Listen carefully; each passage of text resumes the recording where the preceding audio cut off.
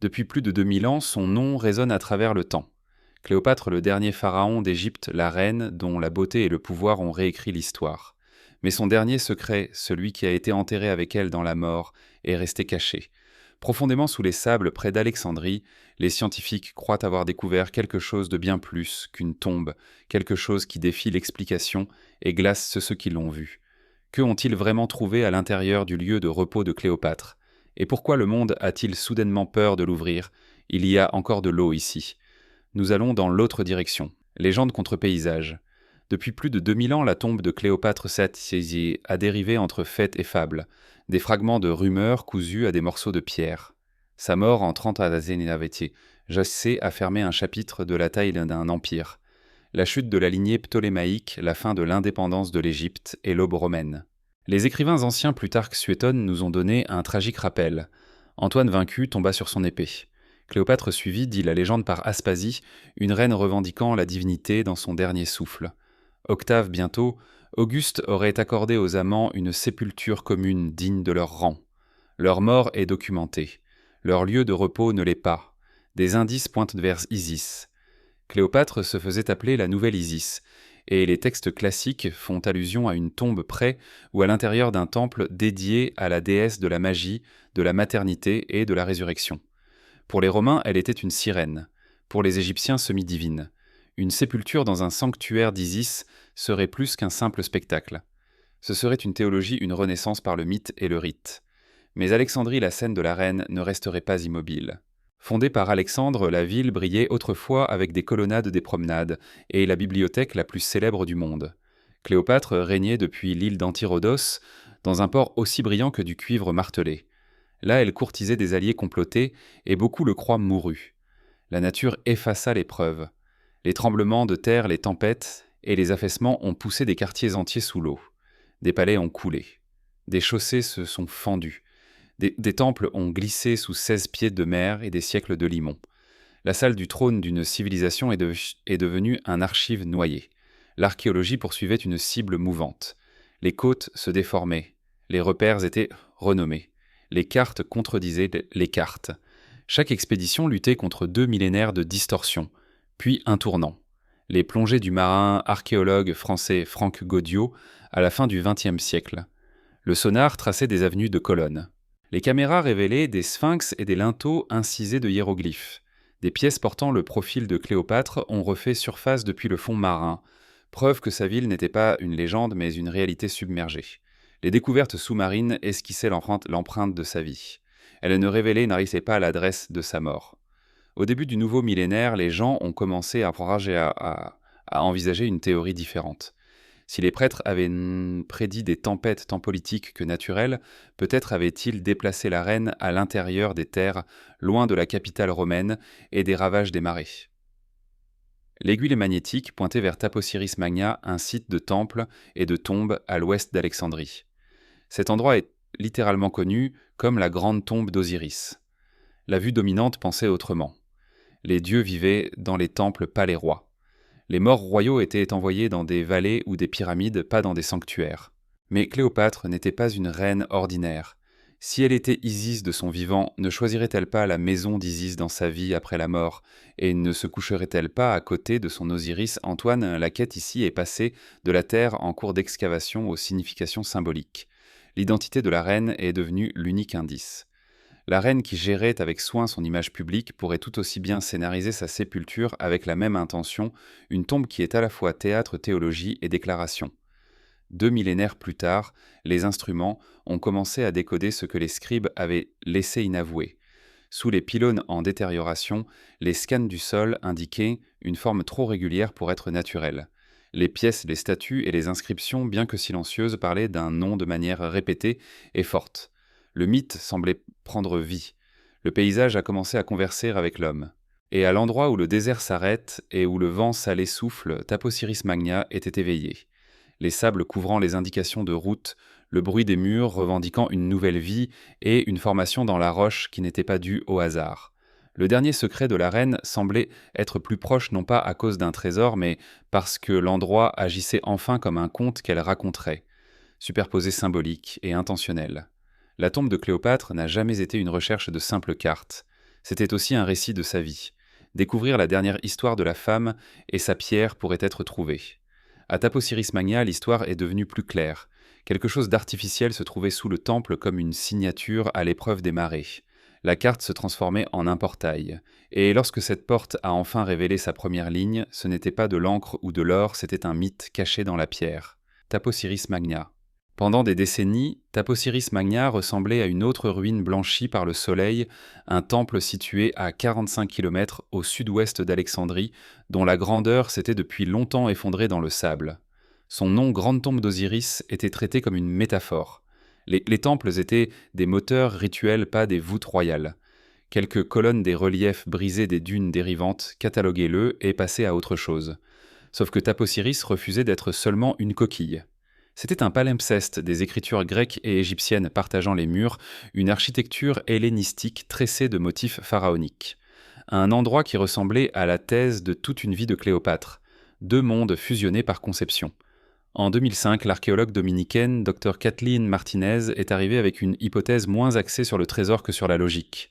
Cléopâtre a incarné Isis visuellement, politiquement et religieusement. Le mythe d'Isis est la résurrection par la dévotion. Rassembler les Osiris éparpillés, tisser-le entier, engendrer le renouveau.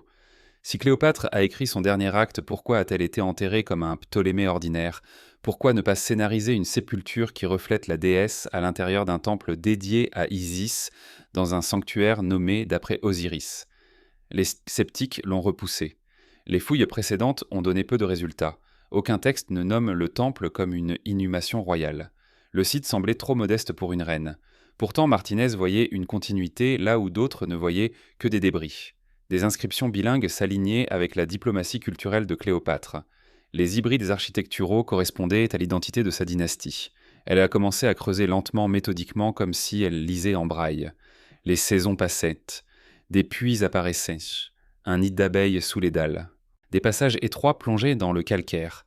De ces profondeurs venaient des statues ptolémaïques, probablement un Ptolémée XII, le père de Cléopâtre, et des pièces avec le profil indéniable de la reine. Le plan du temple commençait à ressembler à un argument.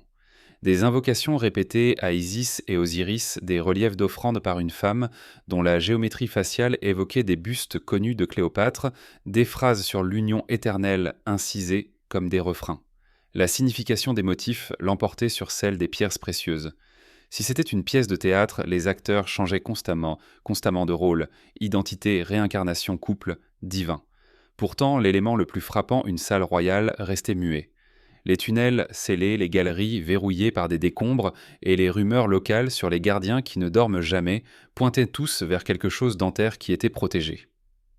En 2022, l'équipe a utilisé la méthode du radar à pénétration de sol. L'image du moniteur a révélé une surprise. Un tunnel souterrain de plus de 300 mètres de long absolument droit, à travers la roche, ses dimensions rappelant celles des aqueducs grecs mais situé au milieu du sanctuaire des Égyptiens. C'était une contradiction de structure et exactement ce que Cléopâtre était dans son style. La direction de l'alignement était similaire à celle de l'ancienne côte, comme si elle reliait la capitale submergée de sa vie à une théologie cachée de sa mort. Parmi les tout premiers vestiges facilement accessibles des céramiques, des statuettes d'Isis brisaient des pièces et l'odeur forte de momification dans la pierre, la résine et le bitume. Plus la descente était profonde, plus la vue semblait intentionnelle. Les ingénieurs mesuraient la géométrie, la pression de l'arc uniformément répartie, la courbe harmonique accordée comme un instrument.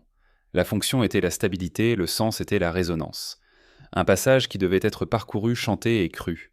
Les arguments fleurissaient quand était-ce un chemin cérémoniel, des rites de renouveau exécutés dans une colonne vertébrale cachée, un approvisionnement en eau, un piège martinet poursuivait l'histoire, un passage entre les mondes, un sous-texte littéral pour la dernière revendication de Cléopâtre, Isis à côté d'Osiris, femme à côté de bien-aimée, mortel à côté du mythe. Les instruments indiquaient ensuite une zone vide, une cavité recouverte de pierres brûlées qui était autrefois de la pierre calcaire brillante. Un arrêt physique est survenu où l'histoire continuait à dire « avancer ». Taposiris Magna est devenue une conspiration qui correspondait à la syntaxe de Cléopâtre. Hybride dramatique, divine exacte. Et tout comme tout grand plan, elle a gardé le dévoilement jusqu'à la fin. Le sanctuaire avait présenté son sol. Le passage était l'indication. Ce qui suivait serait soit la preuve, soit l'alerte. Parce qu'au-delà de ce seuil brûlé, le site a cessé de raconter une histoire et a commencé à garder un secret. L'impossible. Les tracés radars ressemblaient à de la musique propre répétitive impossiblement régulière. Un couloir de 1 de 300 mètres sous Taposiris Mania, haut de 2 mètres, coupé parfaitement à travers le calcaire. Son arc proportionné comme un aqueduc grec, mais scellé à l'intérieur d'un temple égyptien. Aucun précédent ptolémaïque ne correspondait à son échelle ou à sa rigueur. Les ingénieurs l'ont qualifié de paradoxe. Les archéologues, un miracle. L'équipe l'a appelé ce qu'elle ressentait le tunnel impossible. Y accéder était un travail de force. La chaleur atteignait plus de 100 degrés Fahrenheit. La poussière transformait la respiration en grattement. Les forages ont rencontré une couche de pierre noircie. Pas de taches minérales. Brûlure circulaire, comme un passage fermé par le feu. Lorsque le dernier bouchon a craqué, le tunnel a exhalé une bouffée d'air stagnante et refroidie, de l'air qui n'avait pas circulé depuis avant Christ. Des cristaux de sel brillaient comme du givre sur les murs. Les lampes mettaient en évidence des littératures jumelles, des hiéroglyphes et des sigles grecs à un vocabulaire de sanctuaire. À l'intérieur, le monde penchait. Des sections se tenaient à genoux dans une eau minérale qui scintillait vert argenté. Les boussoles tournaient, clignotantes. Les batteries tombaient trop vite. Les découvertes étaient petites, mais révélatrices. Éparpillement de pièces, éclats de poterie et miniatures de scie qui saisissaient des ancres. Il n'y avait pas d'inhumation ici. Il y avait des intentions. La cartographie a apporté le premier choc de l'intellect. Le plafond décrivait une courbe harmonique qui égalisait la charge et portait le son. Chuchotez et vous vous entendez revenir à 30 mètres plus riche. Le tunnel était à la fois structure et instrument. Un droit acoustique, une physique de prière. Chantez ici était la pierre chante en retour. La thèse de Martinez s'est resserrée. Une artère cérémonielle accordée pour porter l'invocation Isis-Osiris, renouveau vers quelque chose de gardé en avant. La terre avait d'autres plans. Des tremblements anciens avaient rongé des fissures dans le calcaire. Les capteurs émettaient des micro-décalages. Une fois, une alcôve latérale s'est effondrée dans un soupir de poudre et de roches ensevelissant des outils, là où ils étaient tombés. 2 fois, l'équipe a couru au doux frémissement d'un tremblement à venir. Pourtant, ils avançaient. Cléopâtre avait attendu 2000 ans, plaisantait Martinez avec ironie. Nous pouvons risquer 10 minutes de plus. Après 1 kilomètre, le tunnel s'est élargi vers une grande salle. Les murs n'étaient pas vieux et noirs. Ils étaient battés, polis par la chaleur et certaines parties étaient devenues vitrifiées. Les instruments détectaient de la chaleur là où il aurait dû faire froid. Sur la pierre noire recouverte de suie, des avertissements gravés. Passage de renouveau. Ceux qui dorment en dessous ne doivent pas être éveillés. Le tunnel se terminait par une barrière qui semblait faite par la technologie.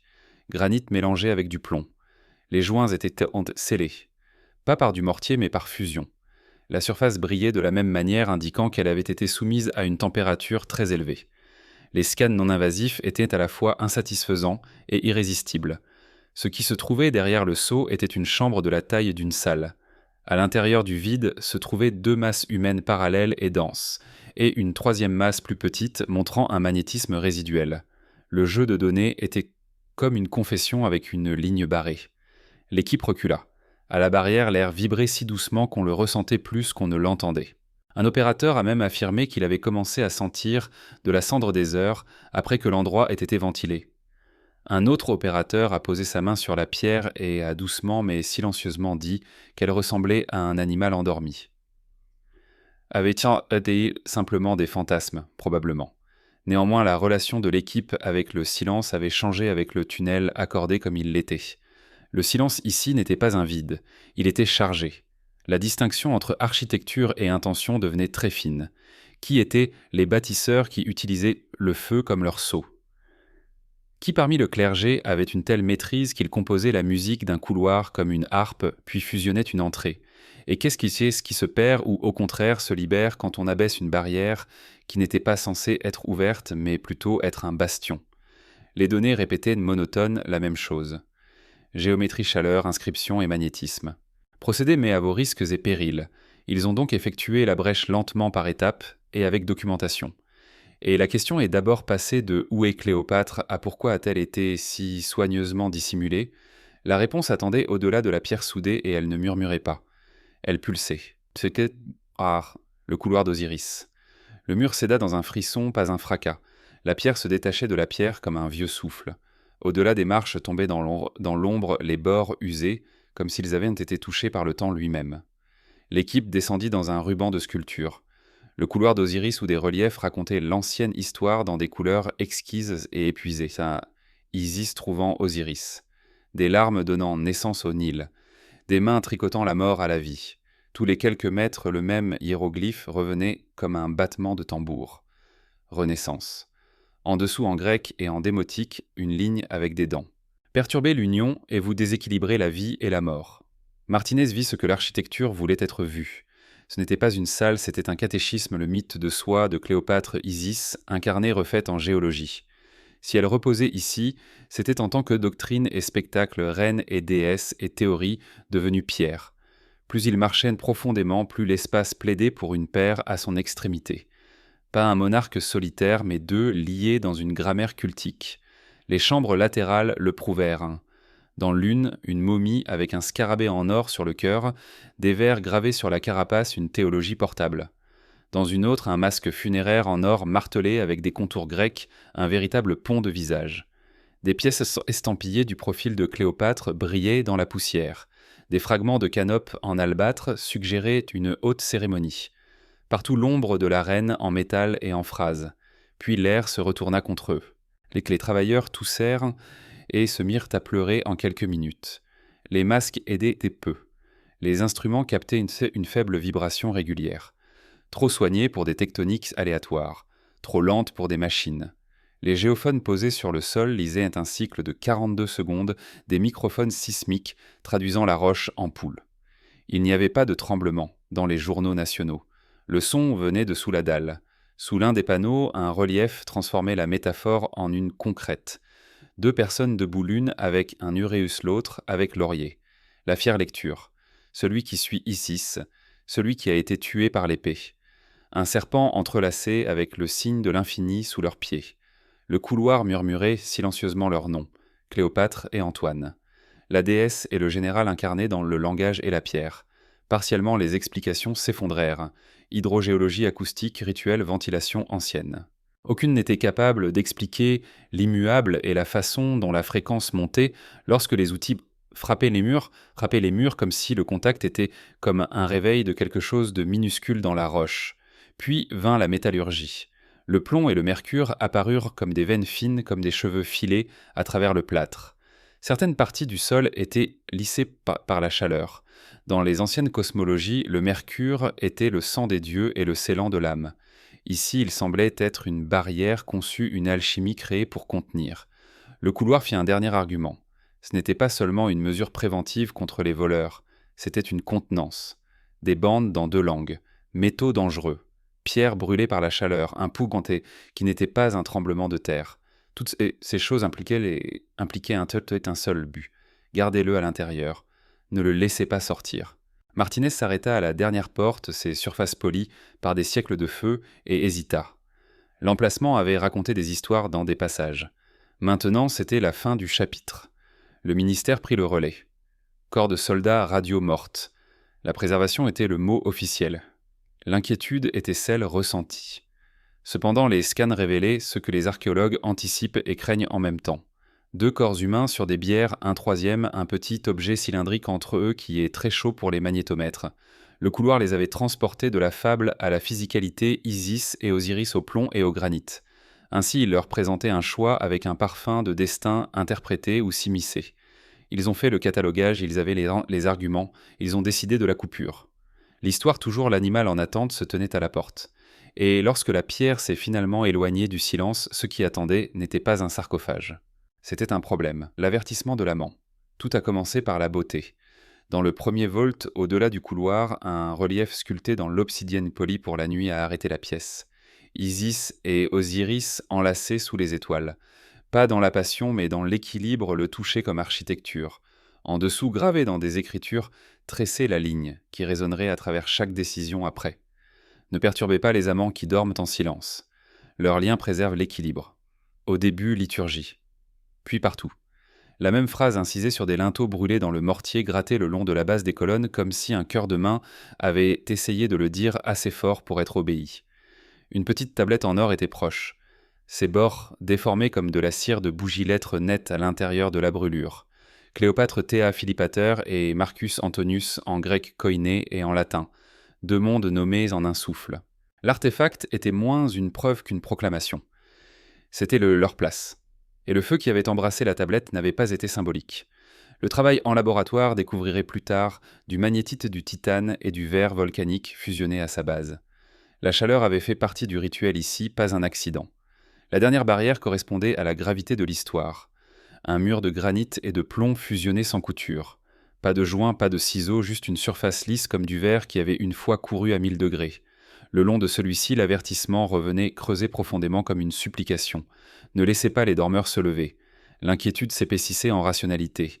Ce n'était pas conçu pour tenir les gens à l'extérieur. C'était construit pour garder quelque chose à l'intérieur. Des métaux toxiques comme scellant le feu, comme soudure des avertissements, comme contrat. Même l'iconographie commençait à se lire comme de l'ingénierie. L'équilibre doit tenir, perturbez-le, et ce qui est contenu bougera. Une inscription supplémentaire glissait bas sous une couture fondue. Couper la métaphore avec la prophétie. Deux figures s'agenouillent devant les dieux. La légende se lit brisée mais lisible. Quand l'amour défie la mort, le monde tremblera. Poésie, oui. Aussi thèse. L'union ici n'était pas purement sentimentale. C'était fonctionnel cosmologique. Séparez-les ou même exposez-les et quelque chose de plus grand que le chagrin pourrait se déplacer. L'autorité saisissait l'implication. L'emplacement était sous une couverture luxueuse, une présence militaire autour de l'endroit des drones volant la communication strictement contrôlée. La justification du ministère était la préservation. L'existence de l'équipe était un mélange d'essayer de satisfaire leur curiosité, de faire leur devoir et de cacher leur peur. L'infrarouge a traversé la face fondue et a fourni une forme propre. Deux figures de taille humaine sur des plateformes adjacentes. Entre elles, un troisième objet cylindrique avec une signature magnétique particulière. Chaque branche de la science sur le site offrait un avertissement dans ses propres mots. Épigraphe. Ne pas déranger, science des matériaux. Ne pas pénétrer un seau en plomb mercure-granit sans préparation complète. Étude rituelle. Le couple est un système. Ne le brisez pas. Pourtant, l'histoire accorde des exceptions uniquement à ceux qui osent les créer. La porte était une réalité. Il en était de même pour la chance qui se cachait derrière. Ils ont organisé l'opération comme si le site était une zone de catastrophe nucléaire. Abri à pression négative, combinaison filtrée, levage par étapes, procédures écrites comme si elles étaient exécutées. Les dernières heures avant la rupture semblaient étirées, les chants des oiseaux à l'extérieur du temple sonnant insupportablement vifs. Aucun membre de l'équipe n'était superstitieux. Tout le monde pensait aux erreurs.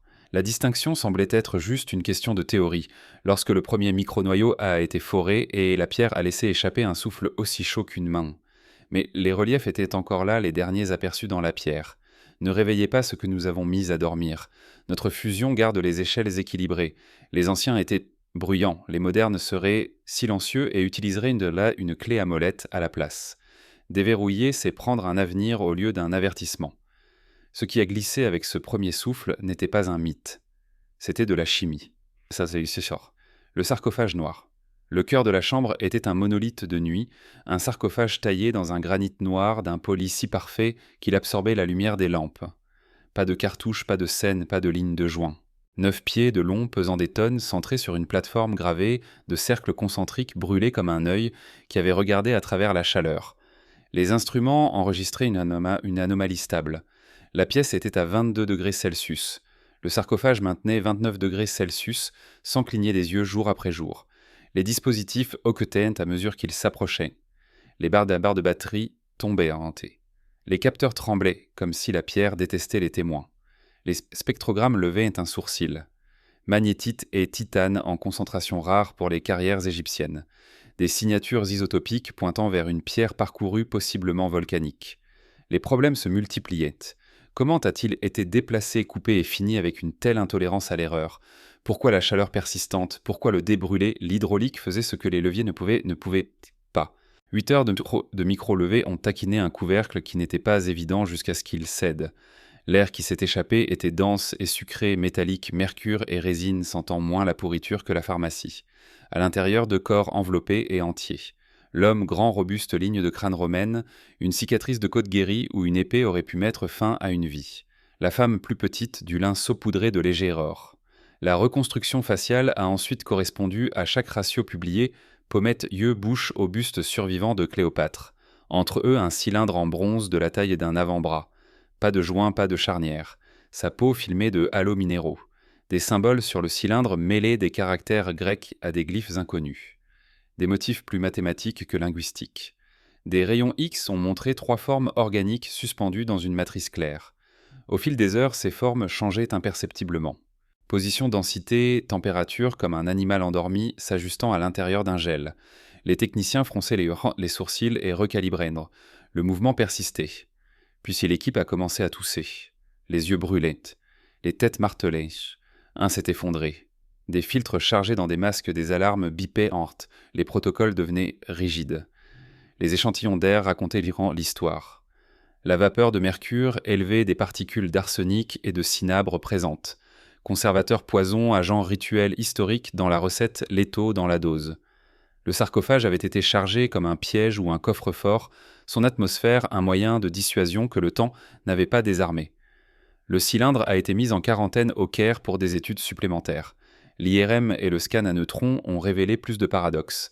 De faibles impulsions électriques émanant de l'intérieur et des fluctuations thermiques rythmiques ressemblant à une courbe métabolique. Un bourdonnement réel et mesurable a été enregistré par les microphones à la limite de l'audition. Les laboratoires ont fait une pause pour améliorer les installations de confinement. La présence de l'artefact a commencé à être ressentie comme quelque chose d'actif, pas seulement préservé. La sécurité a été mise en place autour du temple. Des soldats étaient aux portes des brouilleurs de signaux bourdonnais, et il y avait un message banal concernant une suspension temporaire pour des raisons de sécurité qui circulait. Dans un domaine plus restreint de permission, les rumeurs se sont transformées en hypothèses. Le cylindre était-il un dispositif funéraire avancé ? Des organismes vivants enterrés dans un milieu cristallin. Une archive de pathogènes. Une sorte de moteur, Cléopâtre, après tout, était notoire pour sa pharmacologie, ses poisons et ses antidotes comme politiques. Dr Martinez a fait une dernière déclaration publique, une épitaphe pour la certitude. Cléopâtre pensait à la mort comme à une porte, non comme à une fin. Ce que nous avons trouvé pourrait être la preuve de sa justesse. Puis il y eut le silence. Sa recherche était scellée par le même raisonnement qui avait scellé la tombe. Les données continuaient à agir de manière étrange. Les cartes thermiques autour du cylindre montraient de très petites vagues. Les magnétomètres détectaient des pulsations qui s'enfonçaient très mal, mais en même temps d'une belle manière, avec les battements de cœur du personnel qui se tenaient un peu trop près. L'objet semblait prendre le dessus sur la biologie, tout comme un tambour peut produire un bourdonnement dans une cage thoracique. Plus le blindage était appliqué, moins l'enfoncement était observé. Cependant, desserrer le blindage le ramenait. Après 2 millénaires de recherche, non seulement une tombe, mais aussi un appareil a été trouvé. La présence de chaleur là où l'on s'attendrait à un profond gel. Des choses vivantes là où l'on s'attendrait à une inaudibilité. Des toxines qui pouvaient encore mordre. Un dispositif qui répondait encore à l'atmosphère. Et si la tombe était un système, le bronze à son centre était l'interrupteur. Pandora en bronze. Le bronze à son centre était l'interrupteur Pandora en bronze. À portée de main, le cylindre semblait simple. Bronze lisse marqué de microgravures qui capturaient la lumière comme de l'eau. De près, il refusait la catégorisation. Pas de joint, pas de capuchon, pas de charnière. Les scans laser ont eu un alliage inapproprié pour l'Antiquité. Bronze mêlé d'iridium et de tellure. Des éléments strass étrangers à la pratique égyptienne ou romaine connue. Les modèles de densité disaient qu'ils pouvaient résister à des pressions que les laboratoires modernes peinaient à simuler. Sous une lumière polarisée, la surface se réfractait en bandes, en dehors de la vision humaine comme si elle avait des opinions sur les longueurs d'onde à conserver. La tomographie a cartographié un intérieur comme une boule à neige, 3 îles organiques suspendues dans un milieu cristallin. Au cours de 12 heures, les capteurs ont enregistré de petites poussées de chaleur et de charge des cycles trop précis pour la décomposition, trop doux pour des machines. Un technicien a dit tout haut ce qui était silencieux, ça respire. Personne n'a ri. L'imagerie à neutrons a bugué. Les données se sont effondrées en fractales récursives, une image se pliant sur elle-même. L'énergie a chuté. Les magnétomètres ont piqué une pointe suffisamment nette pour étourdir les équipements environnants. Lorsque le laboratoire s'est calmé, un faible tremblement de son a flotté dans la pièce, ressenti dans les sinus plus qu'entendu. Les théories ont couru la quarantaine. Un dispositif funéraire préservant des tissus au-delà du temps. Une archive de pathogènes. Un reliquaire d'essence dans le langage des rites. Les textes de la période tardive de l'Égypte mentionnent des gardiens sans souffle scellés pour protéger les sanctuaires. Si Cléopâtre a écrit sa fin comme Isis, peut-être a-t-elle aussi semé une assurance, une renaissance dans un pot, une vengeance dans un chiffre. Les preuves sur le terrain penchaient vers le sombre. L'air tiré de la chambre Fun RR contenait des spores qui résistaient aux antibiotiques. Des organismes ni proprement bactériens ni fongiques, selon la taxonomie moderne conçue pour survivre dans des niches riches en mercure et pauvres en oxygène. Une vie hybride avec un talent pour attendre. Si le cylindre contenait des échantillons de corps de microbiomes, d'agents rituels, nous ne lisions pas seulement l'histoire, nous la touchions. Au bout de la 3e semaine, le personnel du laboratoire a signalé des symptômes, toux, fatigue, maux de tête étranges malgré les protocoles. Le confinement a été renforcé. Puis les microphones ont capté un nouveau son, un clic intermittent à l'intérieur du cylindre, qui ne correspondait pas au système de bâtiment, au pas ou au bavardage du laboratoire. Les capteurs thermiques ont enregistré une légère augmentation des oscillations internes toujours sûres, toujours petites, maintenant indéniablement rythmiques. L'État a agi rapidement. Taposiris Magna a été placé sous protection militaire. Des brouilleurs de signaux ont créé une zone silencieuse. Les sauvegardes en nuage de l'excavation se sont allumées et éteintes comme une bougie. Au Caire, le cylindre a été transféré dans une salle isolée avec un vide du plomb et des protocoles. L'étiquette du fichier a changé d'artefact à dispositif. Le nom chuchoté en dehors du fichier était plus irrespectueux Pandora. Avant que la ligne ne soit coupée, un extrait du dernier rapport de Martinez est devenu public. Le cylindre n'est pas inerte. Il réagit à l'observation. Ses pulsations se synchronisent avec les rythmes des organismes vivants à proximité.